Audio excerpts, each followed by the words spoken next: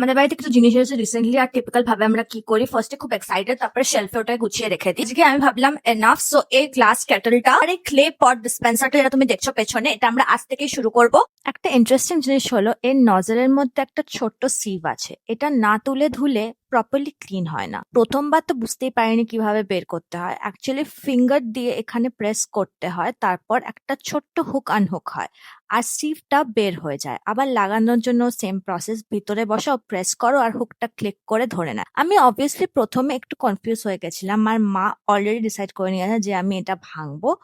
এইদিকে kettle clean হচ্ছে আর ওইদিকে মা লাঞ্চের জন্য কুমড়ো ফুল ক্লিন করছে। আর আর ফাইনালি মা বলল, থাক তুই ধরিস না, আমি ধরছি। অনেস্টলি আমার বাইরে যদি কোনো গ্লাস জিনিস আসে, সবাই অটোমেটিকলি ধরে নেয় যে কি আমি এটা ভাঙবো। তারপর ক্লিন হয়ে যাওয়ার পর মনে হলো আজকে এই গ্লাস কেটেলেই চা বানাই। মা এখানে কুমড়ো ফুল ভাজার ব্যাটার বানাচ্ছে, অ্যান্ড শি জাস্ট অ্যাডেড একটা ছোট্ট pinch of baking soda. Apparently এটা দিলে ভাজাটা বেশি ফোলা ফোলা হবে। লেটস সি, সায়েন্স এক্সপেরিমেন্ট চলছে কিচেনে আজ। জানো, আমার মনে হয় এই জলের ফোটার আওয়াজটা আমার খুব ভালো লাগে, লাইক খুব স্যাটিসফাইং লাগে। Like when the kettle is about to boil, একটা আলাদা শান্তি ফিল হয়। সবাই বলে না লাইফে কিছু না কিছু চলতেই থাকে, বাট এইরকম ছোট ছোট ওয়েট করার মোমেন্ট গুলোতে মনে হয় টাইমটা একটু স্লো হয়ে গেল। বাট অবভিয়াসলি আমার এক্সাইটমেন্টে আমি আরেকটা স্টুপিড কাজ করে ফেললাম। কেটেলটা গরম ছিল আর আমি ভাবলাম ধরতে পারবো, ধরতে গিয়ে হালকা করে হাতটা হালকা করে একটা নেক এসে গেল। এমনিতে কিছুই হয়নি, বাট মায়ের রিয়াকশন বেশি বড় ছিল। শি ওয়াজ লাইক, বলছিলাম না ধরিস না। তারপর ফাইনালি চাটা হলো আর আমরা দুজন বসে বসে চা খেতে খেতে গসিপ স্টার্ট করলাম। এই কেটেলটা কিনেছিলাম অনেক দিন আগে, বোরোসিলের গ্লাস কেটেল, দেখতে খুব সুন্দর, বাট অনেস্টলি বলতে গেলে এতদিন ধরে শেলফেই ছিল। আমাদের একটা হ্যাবিট আছে, নতুন জিনিস কিনে খুব এক্সাইটেড হই, তারপর ভয় লাগে ইউজ করতে, যেন ভাঙলে কি হবে, স্ক্র্যাচ হলে কি হবে, রেখে দিই আর রেখেই দিই। এটা বোরোসিলের গ্লাস, তাই স্ট্রং, আর হ্যান্ডেলটা উডেন। উডেন বলে একটু এক্সট্রা কেয়ার নিতে হবে, মাঝে মাঝে রোদ দিতে হবে, না হলে ফাঙ্গাস ধরে যেতে পারে। নতুন জিনিস ইউজ করার মধ্যে একটা আলাদা এক্সাইটমেন্ট থাকে, কিন্তু তার থেকেও বেশি ভালো লাগে যখন সবাই মিলে বসে চা খাওয়া হয়। অনেস্টলি এই ছোট ছোট হোম মোমেন্টস গুলোর জন্যই আমার ব্লগ করতে ভালো লাগে। আমাদের বাড়িতে রিসেন্টলি আরেকটা নতুন জিনিস এসেছে, এটা হলো মাটির জলের ডিসপেন্সার। অ্যাকচুয়ালি অনেকদিন ধরে আমি ভাবছিলাম যে ফ্রিজের জল ছাড়া অন্য কিছু যদি ইউজ করা যায়। সবাই বলে মাটির কলসির জল নাকি বডির জন্য অনেক ভালো, ন্যাচারালি ঠান্ডা থাকে, বাট নট টু কোল্ড। তাই ফাইনালি ডিসাইড করলাম চলো একবার ট্রাই করেই দেখি। নতুন মাটির কলসি মানে প্রথম কাজ হলো চেক করা লিক করে না। আমাদের বাড়িতে কোনো নতুন হান্ডি, কলসি বা পট আসলেই প্রথমে সবার একটু ডাউট থাকে, তাই আগে পুরো জল ভরে রেখে দিলাম, দেখি ঠিকঠাক আছে নাকি, না মাঝখানে সারপ্রাইজ দেবে। আর এইদিকে লাঞ্চ তৈরি হচ্ছে। গেস করো তো আজকে আমাদের লাঞ্চে কি হবে। এই জায়গাটা টাচ করলে পুরো ফ্রিজের মতো ঠান্ডা টাইপের একটা ক্লে পটে জল রাখলে তো ন্যাচারাল কুলিং হয়। আমরা যত মডার্ন হচ্ছি, যত সিম্পল ন্যাচারাল জিনিসের থেকে দূরে চলে যাচ্ছি। ইন্ডিয়ান ট্রেডিশনাল জিনিসগুলো আর অ্যাকচুয়ালি স্মার্টার। তারপর শুরু হলো ধোয়া। অবভিয়াসলি একবার ধুলে তো হয় না, দুবার তিনবার আবার ধোয়া। মা বললো মাটির গন্ধ থাকলে জলের টেস্টটা চেঞ্জ হয়ে যাবে, সো প্রপার ক্লিনিং সেরেমনি চলছে বেসিক্যালি। তারপর আমরা এটাকে নুন জল দিয়ে ভরে রেখে দিলাম। এটা নাকি পুরনো একটা ট্রিক, মাটির ডাস্ট স্মেল সব বেরিয়ে যায়। 6 থেকে 8 ঘন্টা রেখে দিতে হয়, মানে একদম ইনস্ট্যান্ট গ্র্যাটিফিকেশন না, পেশেন্স লাগে। এইটার কাজ চলছিল একদিকে, আর ওই সময় থেকে কিচেনে অলরেডি রান্না স্টার্ট হয়ে গেছিল।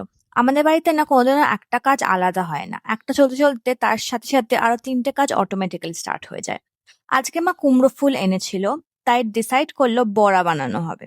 আমি যতই অন্য কাজ করি, কুমড়ো ফুলের বড়া ভাজার সময় অটোমেটিক্যালি কিচেনে গিয়ে দাঁড়িয়ে যাই।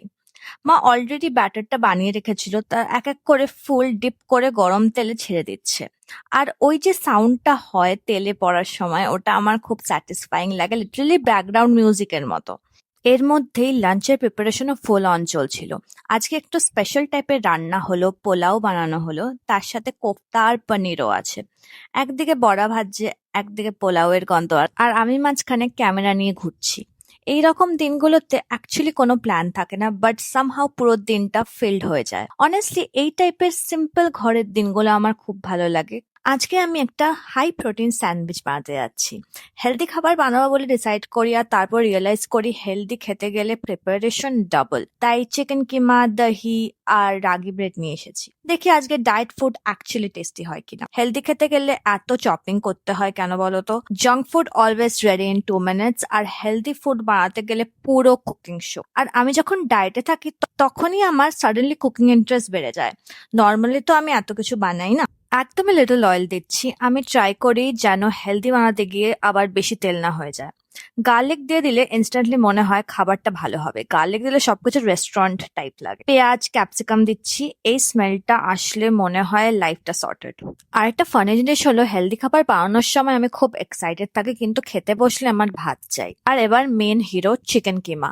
এই জন্য স্যান্ডউইচটা অ্যাকচুয়ালি ফিলিং হয়। শুধু ব্রেড দিয়ে স্যান্ডউইচ খেলে কোনোদিনও পেট ভরে না। 1 ঘন্টা পরে ফ্রিজ খুলে দাঁড়িয়ে থাকতে হয়। প্রোটিন থাকলে অ্যাটলিস্ট মনে হয় কিছু ভালো খেয়েছি। লিটল ধনে গুঁড়ো, লিটল লঙ্কা গুঁড়ো, জাস্ট একটু হলুদ।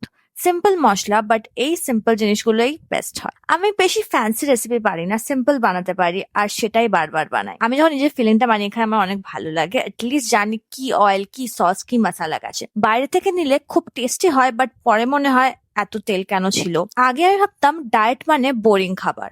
এখন বুঝি ঠিক করে বানালে ডায়েট ফুডও খুব টেস্টি হতে পারে। এটা রেডি, বাট এখন যদি ডাইরেক্ট ব্রেডে দিয়ে আমি খাই সেটা খুব ড্রাই লাগবে। তাই আমি মেয়োনিজের বদলে দহি অ্যাড করছি। এটা আমার ফেভারিট ট্রিক। ক্রিমিও হয়, লাইটও হয়, আর প্রোটিনও বেড়ে যায়। বেসিক্যালি জিম স্যান্ডউইচ বাট ঘর কা ভার্সন। রাগি ব্রেড, চিকেন ফিলিং আর লিটল অনিয়ন, অনেস্টলি দেখতেও খুব স্যাটিসফাইং লাগে। এখন ঘড়িতে 6:30, 5-6 ঘন্টা হয়ে গেছে। নুন জল ভরে রাখা হয়েছে। এবার আমাদের এটাকে আবার ফার্দার ওয়াশ করতে হবে। ফার্স্ট ওয়াশ তো হয়ে গেছে, বাট মা বললো এবার বেকিং সোডা দিয়ে ক্লিন করতে হবে, না হলে মাটির গন্ধটা থেকেই যাবে।